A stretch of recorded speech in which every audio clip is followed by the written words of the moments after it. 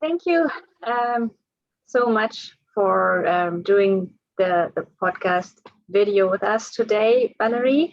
It's a pleasure to have you here. Um, Everyone who's listening, watching, I will start this interview on digital history, digital humanities with Professor Valerie Schäfer by quickly introducing her and then jumping right into the questions. So Valerie Schäfer has been a professor in contemporary European history at the C2DH, the Luxembourg Center for Contemporary and Digital History at the University of Luxembourg since February 2018. She previously worked at the CNRS in France and is still an associate researcher at the Center for Internet and Society. She specializes in the history of computing, telecommunications, and data networks, and her main research interests are the history of the internet and the web, the history of European digital cultures and infrastructures, and born digital heritage, especially web archives. Professor Schäfer is the head of the Contemporary European History research area at the C2DH and one of the series editors of our open access book series called Studies in Digital History and Hermeneutics. So thank you again and welcome, Valerie. Thank you very much, Rabia. It's a pleasure and ready to answer your questions. Perfect. So my first question would be, how did you get into digital history, digital humanities in the first place?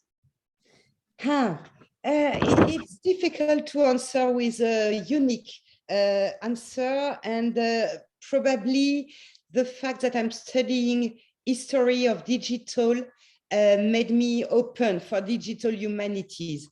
I was interested, of course, in technologies, coming also from history of innovation, being also specialized in the history of computing, then digital cultures. So I was, of course, very interested with all matters related to computing and computers.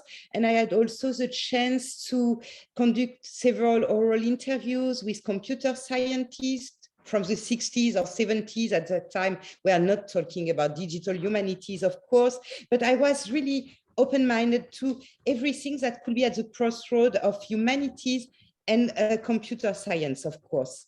Then, studying the history of the digital, I came to web archives around 2010, 2011. So you may be surprised and tell me, but web archives were already there before. And that's right, because Internet Archive started to archive the web around the mid-90s, to be precise, in 96. However, it wasn't taught at the university. Nobody had told me about web archives until I met during an editing of a special issue related to the history of the internet, the professor Niels Brugger, who is an historian and a professor at Aarhus University in Denmark, who submitted a proposal related to web archives. And there I discovered this huge world of new sources and materials that was totally fascinating, and I came into it. I discovered then that BNF, so the French National Library in France, but also INA, so the institute related to audiovisual content in France, were also archiving the web, and many other institutions were also starting to do it in Europe. And I don't know if you have an idea of how many billion of web pages Internet archived, preserved through times, but it's impossible to have a close reading of every web archives. And of course, we don't need to have a close reading of all web archives. It depends, of course, of your research questions. But it was just something that was so huge, and it was big data for historians. Of course, it's not big data for computer scientists, but for me, it was really something entirely new, and which was also claiming for adapting methodologies and ways of reading archives and sources. So this will be my first answer. Coming into Born Digital Heritage made me very interested in all the way you may read archives or sources thanks to computational tools and software and so on. But to be into digital humanities, I would say, is also something which is collective. I will not say I become a digital humanist thanks to Web Archives. I become interested in this field also thanks to conferences, meeting the community, because I was not a pioneer in this field. Digital humanities were already developing, and some colleagues in France were already more into it and were organizing bar camps and starting a vivid brainstorming around this kind of work and digital humanities. So joining this community after a few years, discovering them through conferences. I can't remember the first one I attended, but I remember very well one in Lille in the north of France, where there were already some of the people who will become my colleague at C2DH, like Frédéric Claver, Gerben Zaxma, and others. I was totally fascinated by this kind of conferences because it was for the first time, at least in my experience, a way to be totally interdisciplinary within the field of digital studies and digital research. Second, for digital historians, what was fascinating was also the mixture of periods. Often in the field of history, you meet other contemporary historians, or if you are medievist, you will find colleagues in medieval history, but to find a mixture of people talking about their research may be related to modern times, medieval times, contemporary times, antiquity, all together, having a common passion and a common language and common tools. That was also for me something very new. And so I tried to jump in. That sounds amazing. I mean, especially the interdisciplinary idea behind the digital. So easy question. How would you define the term digital humanities? Yes, very easy. And there is absolutely no controversy or discussion about it. No, of course, I will not give you a unique definitions because there are a lot of people who are trying to define digital humanities, and it's quite complex. I would prefer not to give a precise definition, but to say that for me, it's an interdisciplinary field, of course, a transversal one. It's a community, or it's several communities. We are also there because there is the opening of a conference related to the digital humanities within the German-speaking world today. So there are communities around the world, maybe German speaking, maybe French speaking. You have a community like Humanistica, you have many others. C2DH and the University of Luxembourg will welcome this year DH Benelux, so related to the countries of Benelux, but also open, of course, to a lot of other researchers. So you have a lot of associations of communities, but there is one big community of digital humanities, and she has in common the interest for the intertwinement between, of course, computer science, computational reading, and humanities,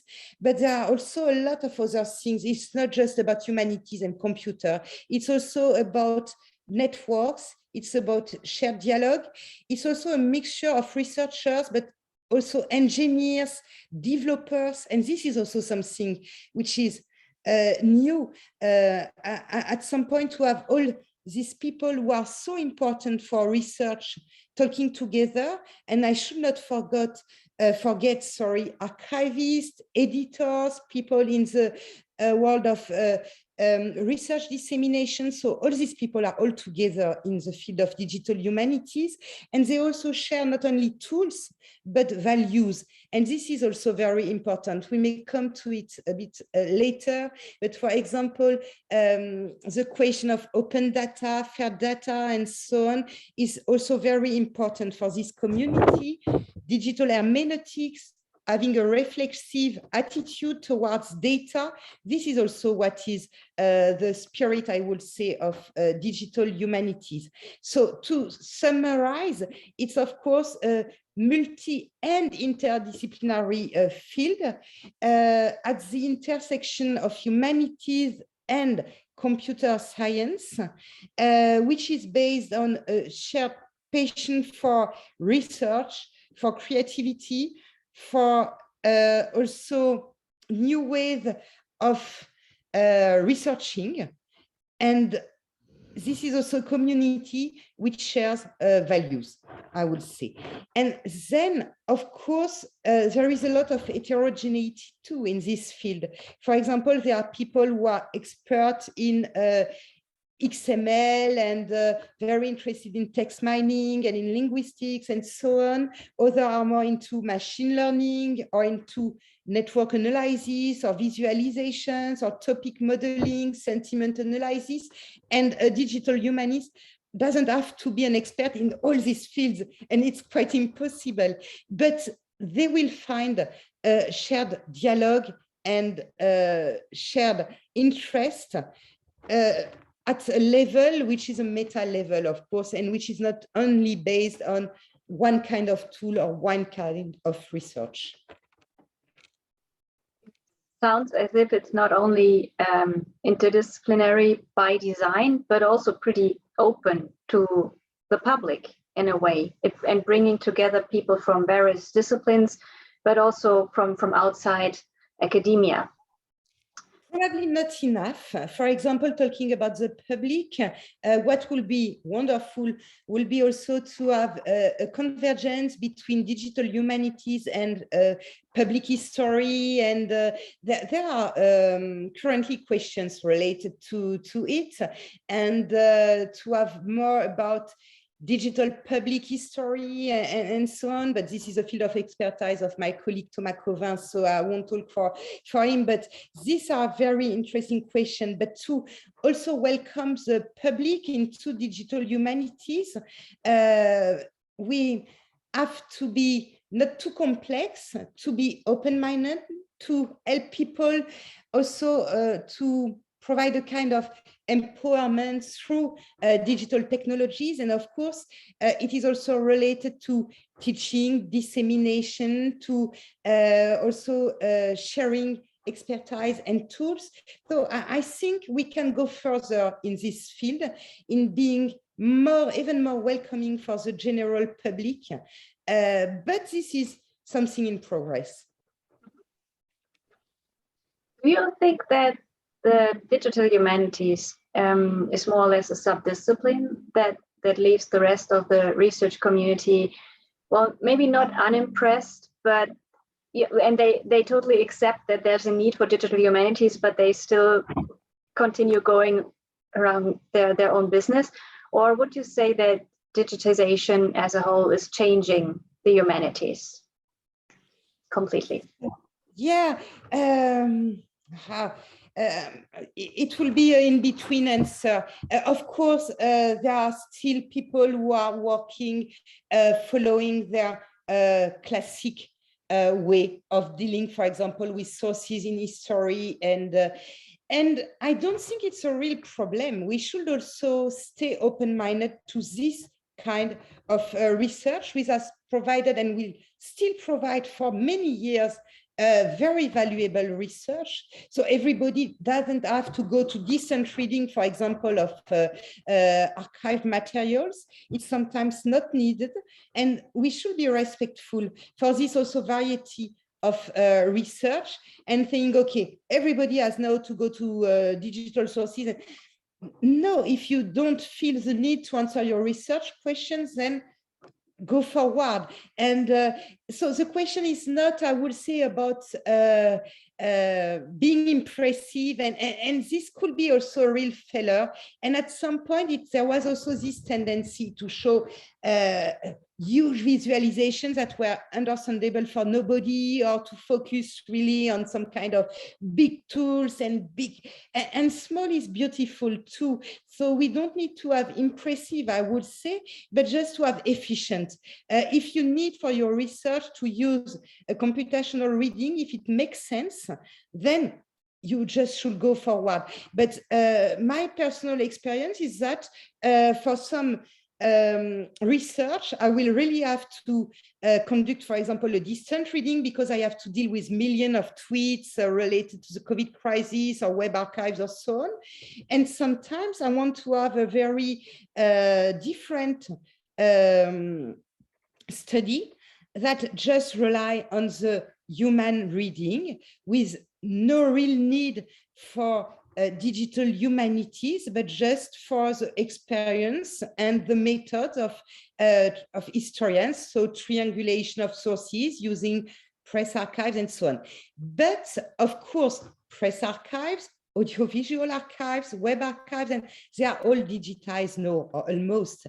So in any case, at some point in humanities, you will have to face this question of digital interfaces, of what the digital is making to our field, to our research, maybe at some point for creating corpus, maybe for analysis, or maybe for dissemination of your results, because producing a web documentary or doing visualizations, or of course, you also need some tools.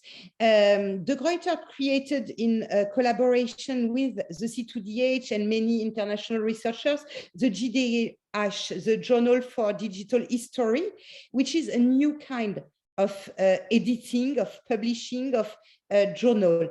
And this is something which is very interesting, because at some point you may also wish to try new kind of dissemination of your research based on these multi-layered architectures that you may find in the JDH, where you can also show your sources, the tools you use for writing your paper, providing also the other researchers with a set of data, doing visualizations and so on. And this is a unique experience, or it should not be unique. You can also publish several times in the journal, but it's a unique journal, I would say, currently. But this doesn't prevent also researchers from publishing also in more traditional printed journal, following other methodologies. And so to come back to your question, at this point, nobody can just withdraw or say, okay, I don't want to look at digital matters, because at some point you will have digitized sources, born digital sources, and so on. This doesn't mean you have to fully adapt all the tools, all the methodologies and of digital humanities. But I think that we really should stay also very cautious in not also becoming too, how to say that, expecting everybody to follow one way. Research is also about a lot of methods, and they are all valuable if they follow some rules, ethical rules, and so on. So the community, all humanities and disciplines are moving towards the digital, for sure. There are also some generational gaps currently, and people may move faster or slower through digital interfaces, tools, and so on. But I really think there are places for everybody. And digital humanities is, for me, not a sub-discipline, but a transversal field, which is able to bring food for thoughts in every field. I very much agree with that statement, yes. There have been some people who said that the last 2 years, because you mentioned the pandemic, and of course it had a major influence on everything. So also on this, and some people have made statements to the kind of saying that now everyone is a digital historian or wherever they are working in, but everyone is working with digitized sources because they don't have a choice anymore. They couldn't go into the archives, they couldn't work with anything but what was on the internet and available. But still, it's a difference of working with digitized sources and being a digital humanist, digital historian. So, and I assume there are still tensions between academics who work in a more traditional way and the ones that are more oriented towards and more open towards the digital change that was, well, multiplied during the last 2 years. So would you first, my first question would be, would you agree with there still being tensions in between some academics in both fields, and what are the actual differences between the disciplines here? So are historians more reluctant to apply digitized sources in their work than, I don't know, philosophers? So first tensions, no, first the COVID crisis. Of course, it's not because at some point you had to attend Zoom conferences with your colleagues or to check a few sources online that you are becoming a digital humanist, of course. And one difference will also be the way you are addressing your sources. In the digital humanities, there is also, as I mentioned, a strong claim for digital hermeneutics and for really thinking also about the relationship to these digitized sources, maybe in terms of curation, selection, interfaces, and so on. So it's not because at some point you have to navigate or to browse some sources on the web that you are becoming a digital humanist. But it may be a good entry point to wish to know a bit more about it, to enter this field, to have a look at the shadows of preservation and curation in libraries and so on. So it may be a first step into digital humanities. Talking about tensions, of course they were. I don't know if there are more tensions today than probably a few years ago, because when the digital humanities started really to claim for becoming a new field, a new community, there were tensions because people or scholars were a bit afraid of this movement, saying, okay, at some point there will be the creations of money for only research in digital humanities, or they may become competitors and so on. So it was more about academic positions and recognition and so on. I hope at least it's behind us. I have the feelings that more and more we are able to have a more balanced point of view, that researchers are no more looking at people who are claiming to do digital humanities as just competitors, but as colleagues who may provide or bring a lot in their field, and also complement research team and so on. So for me, there are probably a bit less tensions than a few years ago. And regarding disciplines, it's very hard for me to answer you. In the field of history, being at C2DH, which is a center which is totally oriented towards digital history, of course, we have no tensions. We share this interest into digital history, into public history too. It doesn't mean we all conduct the same research, or everybody has to do network analysis, or there are historians related to the history of Luxembourg, on European contemporary history and so on, but we are all very open to this kind of works, and the center has also developed trainings and so on and so on. So we are also trained into new methodologies, into new tools. And so, of course, we are very fortunate. When we go outside the C2DH and we meet other colleagues related to digital humanities, of course, it's very fluent, and it's also interesting relationships with, of course, computer scientists, but also with researchers in linguistics, in semiotics.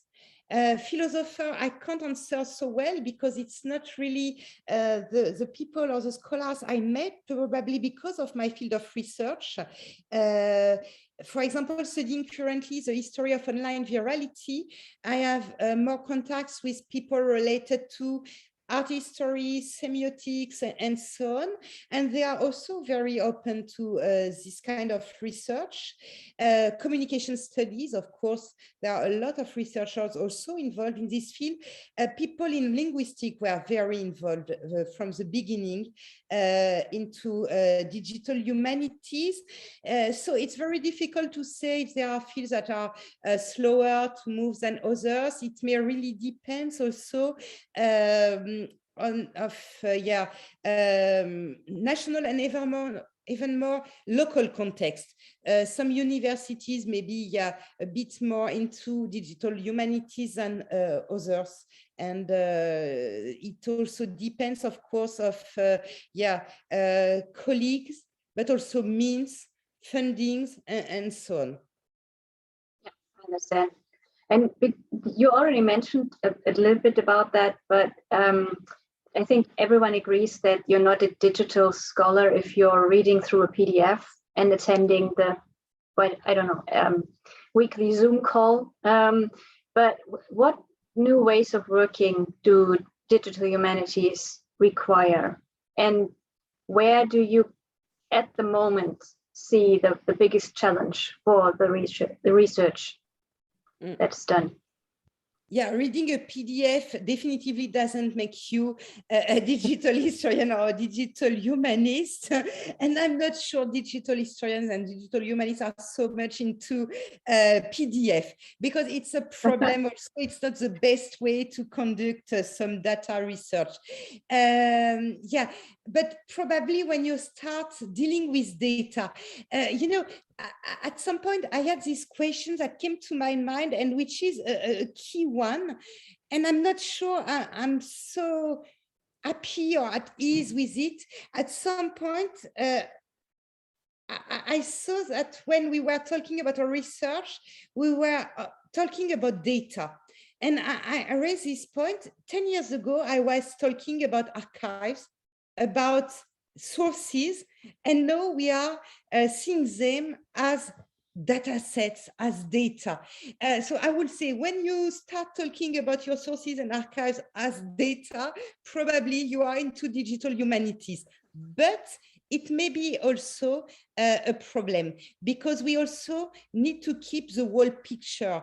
And for example, studying the web archives of the COVID crisis, there are a lot of data sets. There are millions of data that we may use, but we have also to go into what people experience, into the sources also in some ways, not just with computational tools, but also with a close reading, appreciating also the sharing of experience and so on. That's why hybridizing the methodologies are so important. But this is not to say that digital historians are not doing it, or digital humanists. Of course, they are not just providing big visualization, or they keep a close eyes on the realities of their data. But at some point, yeah, I guess that when you start to talk about data, probably you are in your way to digital humanities. But what are the biggest challenge? Probably to keep this balance between, humanities and computer science, and between humanity also, and this close look to people, to society, and so on, and these millions of data and data sets that you can also access. Another challenge, or another difficulty is that the digital humanities field is constantly moving. And that's why we need also these annual meetings, these conferences through the world and so on, to stay up to date. But it's moving so fast that you have always to learn and to learn again and to discover new methodologies, new tools. And so this is very exciting. You are never bored. There are always something new, new ideas, but you need to find time in a field of research and of professorship and of academia, which is more and more demanding of so many tasks, that just finding time to go into your data, to work by trial and error, because digital humanities are full also of failures, of bugs, and to find also time for training is very mandatory. And it's mandatory at all levels. We could think that, for example, PhD students would have more time to discover novelties, but no, they have so much pressure with their own research that sometimes they have less availability or time than more advanced scholars to spend a few hours, a few days on this kind of discovery. And something which is also very demanding is that it's something, digital humanities is also about sharing and community, as I told you, and interdisciplinarity. And you need also people who may be able to share expertise. So for these people, it's also very demanding to find time to share skills, training, to help other people to come into methodologies. And you really need to be ready to put a strong involvement in always being challenged by new sources, technologies, and so on. Plus, in the field of digital history and born digital heritage, the libraries and the world of web archiving is moving also so fast that we really have to follow what they are doing when they are archiving, providing data sets. Twitter, IPA became also open to researchers, so it was also a new source of data and so on. So you are constantly discovering also new access, new data, but you need also time to just stop, think about it, try to have an expert view of how these data sets were created, or how you may create some data sets, what has changed also in a few months, in a few years in your corpus or data set, and so on. If I may give you just one example, I'm currently working as a cohort team within a program that was launched by the University of Waterloo and of York. It's also supported by the Andrew Mellon Foundation. It's a cohort program that was launched by the Archive Unleashed team. So this team with Jan Milligan, Nick Ruest, and others developed interfaces and a whole platform to make web archives and work files, which are the files that contain metadata and plain text of web archives, more accessible to researchers. And they launch a call for a cohort application. So a team could answer their call and say, okay, we have a project. We would like to access this kind of data sets and to work with you and your interface and platform. And during 1 year, they train you. We have a meeting 2 times per month, and they give advice. They help us for analyzing this data. They also made the data available through their interfaces. And so just to tell you that for them, of course, it's very interesting because they have users who are providing also feedback and using their interface, but they are putting so much energy, time, constantly adapting the interface, answering our questions, being also a bridge between the people who provided the data And in our case, it's the IPC, the International Internet Preservation Consortium, which is an international consortium of more than 30 web archiving institutions in the world. So you may imagine the legal questions of access to data and so on. We have millions of data related to the COVID crisis coming from France, Denmark, United States, Canada, all around the world, millions of metadata and so on. And so this Archive Unleashed team is there for 1 year, being a bridge for 5 teams and spending time to help us to develop skills, organizing a lot to also help digital historians to go more into data and lower up the access to this kind of metadata, big data, and so on. This is a real challenge. We need people like this Archive Unleashed team, but this is also very demanding for them. And they spend, and we spend also a lot of time learning new methodologies and new skills. Sounds as if it's a field that is quite demanding and also asks for a lot of passion and engagement in the scholarly community, which is good, I think, because people who are passionate about their jobs usually are happier most of the time. And it's also quite demanding, as you said, of course, with keeping track of all the new developments that are taking place. So we are speaking today on the occasion of the annual conference of the Association Digital Humanities in the German-speaking world. And this year's theme is Cultures of Digital Memory. What do you think, what kind of cultural change does digitization bring? So many changes. It's quite hard to answer it. Probably I would have an answer related to memories. It will be easier than cultures at large. But in the field of memories, for example, we see a lot of changes.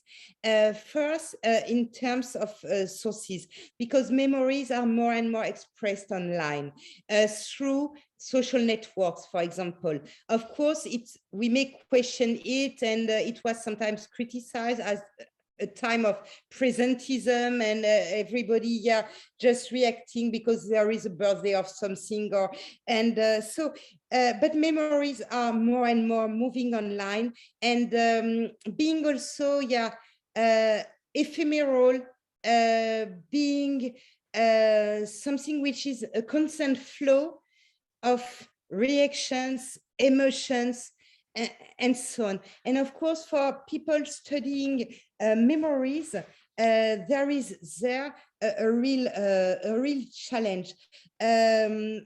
Some colleagues developed a project which is a cost action, which is called Slow Memory. And I think that it's a perfect title and a perfect research questions. We have the feeling that memories are updated and are becoming more and more prominent or invasive in social networks and so on, and that at some point we have also to take time to analyze them, to slow down also this flow of information which is happening online. So I think it's a very interesting question, but memories will definitively be more and more digital as memory studies will be for sure. And regarding the world and the world of culture, there are many, of course, things that are changing related to cultural heritage, related also to cultural institutions.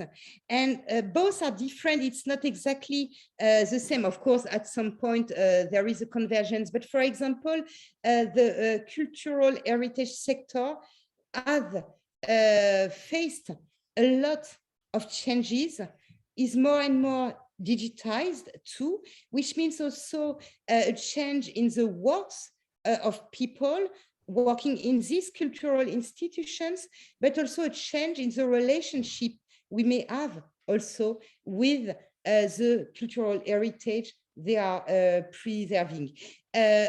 We have talked already for years about intangible heritage, but I think that at some point, this is becoming more and more a pressing issue. Just to react also to the sad news and the current situation in Ukraine we are facing.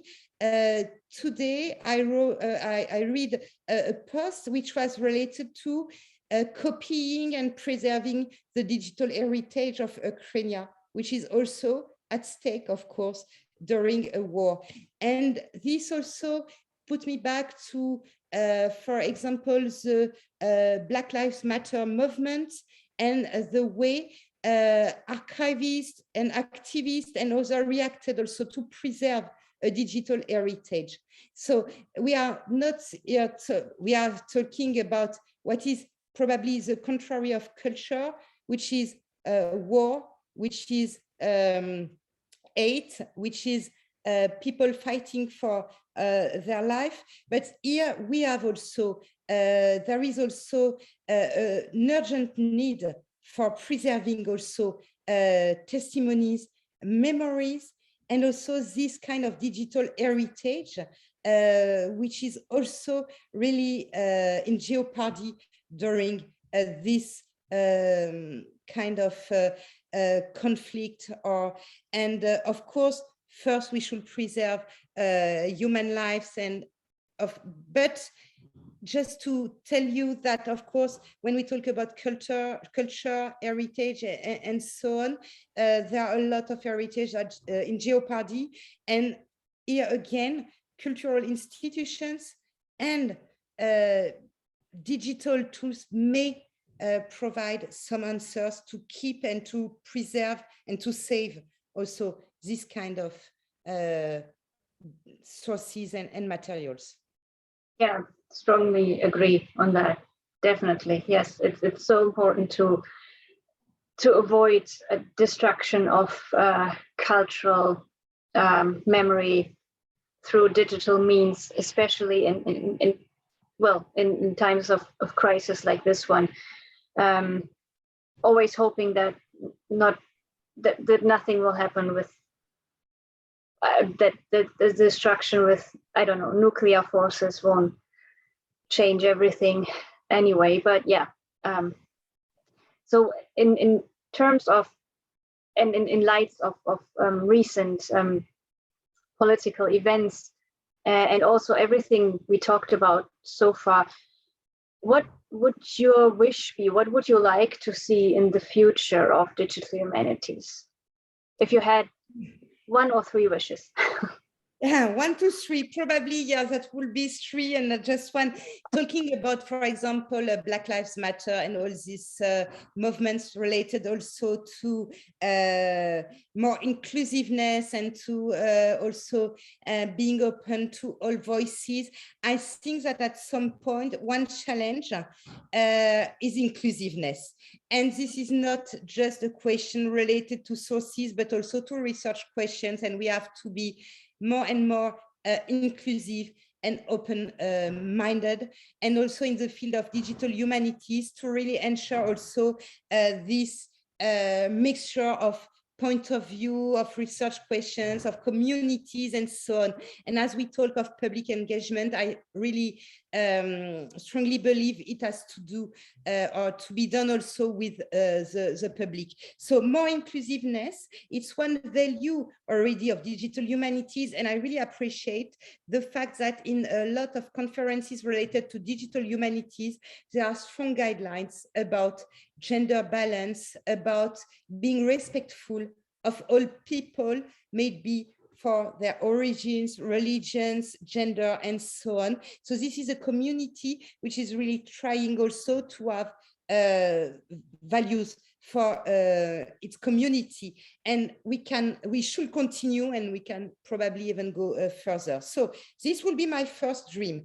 A second one is related to maintenance, sustainability, and so on. It's very good to have a lot of digital studies, but if after 10 years you are no more able to read them because the tools have disappeared, because the data are not shareable, because it was not well documented, it doesn't mean anything. It may become also weakness of digital humanities if at some point we are not able to provide something which may stay accurate for years, which may be also maintained, and which may be sustainable. So this is a second challenge. And of course, it's very difficult, but there are answers. Documenting your data sets, like in the GDH and other papers, sharing your data sets when possible.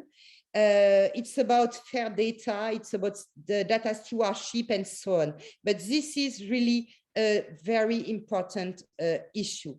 And then third wish, if I just have 3, but it's already a lot. Thank you, Rabea, for providing me with 3 wishes. But the third one will be probably, or it's a challenge. It's of course to train the new generation of researchers to this inclusive, sustainable, ethical field that digital humanities have to be. And of course, talking about teaching, training, we open a huge discussion related to the need of students from the bachelor, even before, to PhD, postdoctoral students, and then training during the whole life of the researcher. And of course, I will not have a unique answer to this question because it has been discussed already for years into the field of digital humanities, but we still need to continue to discuss this issue. How can we share our expertise, but also our passion, or data, or tools, or experience with students? And it's not just about sharing it, but also making them really interested with digital humanities and developing the taste for digital humanities and the wish to jump in and to join this community. Yeah, brilliant. Brilliant answer to our last question. So it's an inclusiveness, equality, and also making sure that people understand and become more curious about the research and what digital humanities, digital history actually is. Thank you so much, Valerie. This was a great interview. I had a great time and I learned a lot. Thank you so much for taking the time. And thank you to you for your invitation. I wish, of course, all the scholars attending the Potsdam conference a great time. I'm sure there will be also new sharing, new tools, new ideas, new networks, new projects that may arise from this meeting. And thank you very much for giving me this chance to discuss with you this fascinating field of digital history and digital humanities, of course.